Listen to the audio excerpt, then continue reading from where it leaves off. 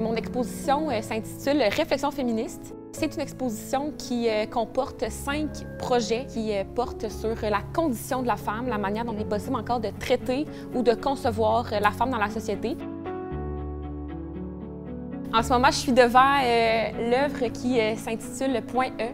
C'est une œuvre qui est d'une sculpture de 4 par 7 pieds qui parle de la question de mettre les mots ou non au féminin dans la langue française. J'ai eu l'idée d'imposer la place des femmes dans la langue française en créant une gigantesque lettre.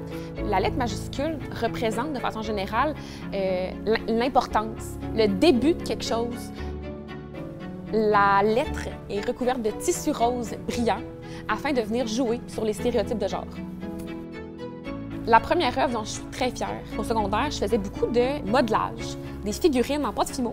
Puis ça a l'air un peu là, enfantin de ramener ce souvenir-là, mais en fait, c'est quelque chose qui est très, très crucial en moi. Ça m'a apporté un sentiment là, de satisfaction, puis vraiment un sentiment de fierté.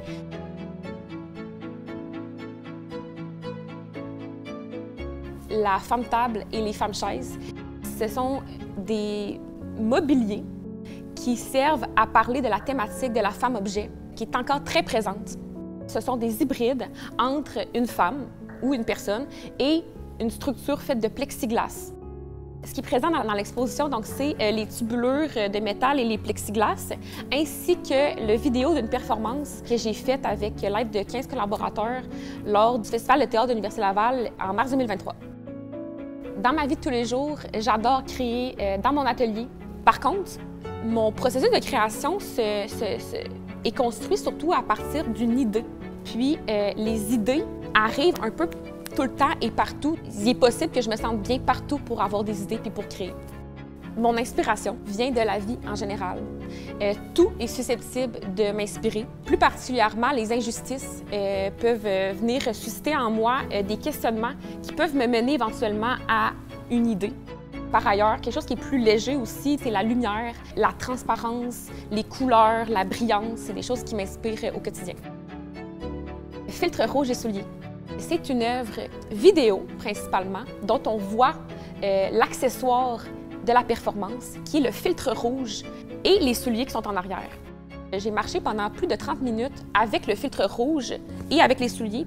Ce projet-là parle directement de la question de la dangerosité que certains vêtements peuvent créer. Le point de départ a été lorsque j'ai acheté des souliers à talons aiguilles avec un lacet en cuir qui m'ont questionné à savoir si je mettais ces souliers-là le soir en marchant, est-ce que je me mets dans une position de danger ou non? Lorsque j'étais au certificat en art plastique, j'ai eu la chance de faire un triptyque. Puis, dans ce triptyque-là, qui portait sur la maternité, j'ai fait une sculpture abstraite qui est autoportante, qui est blanche, qui a une forme un peu circulaire, puis qui semble tenir un peu en équilibre. Puis, à ce moment-là, j'ai eu l'impression d'avoir touché à une corde sur laquelle je pouvais jouer. Il y a quelque chose qui est ouvert en moi parce que c'est comme si ça m'avait permis de me dire « OK, tout est possible, toutes les grandeurs sont possibles ». Puis c'est depuis ce moment-là que j'ai l'impression que j'ai plus confiance en moi dans mes œuvres, puis d'avoir confiance en mes capacités aussi.